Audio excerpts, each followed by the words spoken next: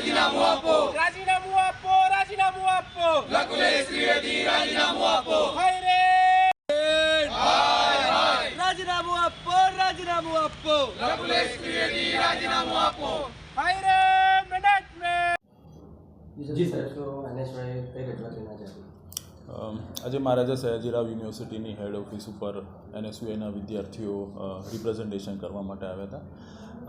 Media દ્વારા જે જાણ થઈ છે કે યુનિવર્સિટી પીઆરઓની નિમણૂક ની બાબતની અંદર જે ઇસ્યુ છે, તો એ વિદ્યાર્થીઓ આજે આવેદનપત્ર આપવા માટે અહીંયા યુનિવર્સિટી ખાતે આવ્યા હતા. તેમની રજૂઆત એ હતી કે કોઈપણ હોદ્દેદાર હોય એની કોઈપણ સોશિયલ કે પોલિટિકલ બેકગ્રાઉન્ડની અંદર જ્યારે નિમણૂક થાય તો એ કેટલા હદ સુધી વ્યાજબી છે. એટલે તેઓએ આજે એમનું જે આવેદનપત્ર છે એ યુનિવર્સિટીને સુપ્રત કર્યું.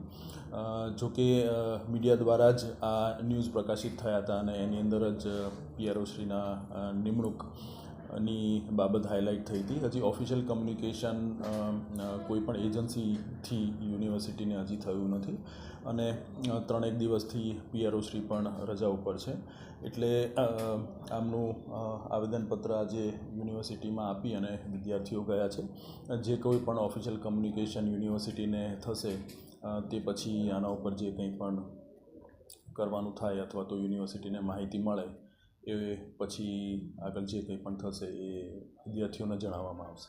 સાહેબ, યુજીસી એક પ્રમાણે જો કોઈ રાજકીય આવા પક્ષમાં કે પોલિટિક્સમાં જોડાયેલા હોય આવી ફરજ બજાવી શકે સરકારી ફરજમાં? એના અમુક ક્લોઝ હોય છે કે અંડર વોટ ક્લોઝ એ નિમણૂકને કન્સિડર કરી શકાય. જો કે ગુજરાત પબ્લિક યુનિવર્સિટી એક્ટ જે હમણાં જ 2023ની અંદર પ્રકાશિત થયો છે ગેજેટ દ્વારા, એની ઉપર એક્ટ એક્સપ્લિસિટલી આના ઉપર સાયલેન્ટ છે. એટલે એક નવા એક્ટની અંદર જો કોઈ જોગવાઈ કે એવી વસ્તુનો ઇસ્યુ હોય તો એ આગળ જે કન્સર્ન ઓથોરિટી હોય તેની પાસે પણ માર્ગદર્શન આનું લઈ શકાય.